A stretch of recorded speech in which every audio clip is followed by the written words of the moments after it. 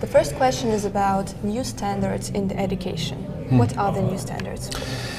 I think new standards very much has to do with education that brings out the potential of the learner. So really from the Latin roots of educare, which is to bring out rather than to fill up. The new standards are more oriented towards the learner and how they can really self-actualize.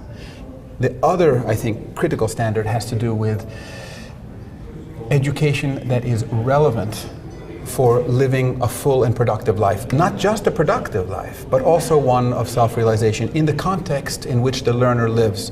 So it's not education according to some standard that has nothing to do with where the student or the learner is, but how it is situationally adapted and situationally appropriate. Traditionally, we have education that is about storytelling. The instructor teaches a story, whether it's history or physics or chemistry, and the student must take notes and repeat the story. Yes. If they repeat it well, they get a good grade. But then we're moving to story playing, the gamification of education. Sometimes they talk about edutainment. This process is very powerful and it makes the learning become more alive, but it still doesn't bring it into the life world of the learner.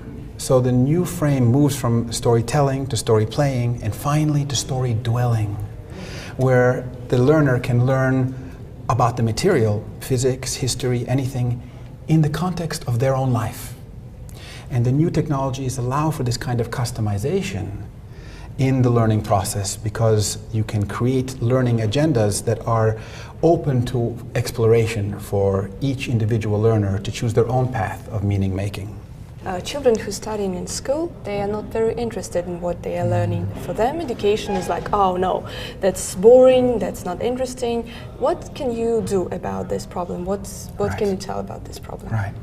Well, I think this question of apathy, we have this whole phenomenon of what are called the millennials. You know, this generation, I think, has a couple of things are going on. They're very short attention span, and when they have to read a textbook where nothing is moving, and it's all still, and they have to sit in class, and they have to listen to the lecture, then their interest in learning dies. When they can, in the meantime, go home and interact, often with their own devices, they can play interactive games, very fast-paced. They get a lot of information that comes in the form of icons, but their education is boring.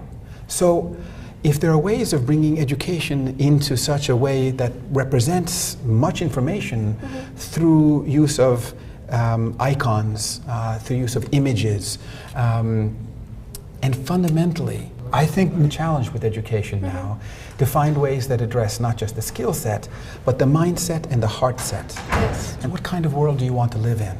How can you be the change you wish to see, which is Gandhi's phrase.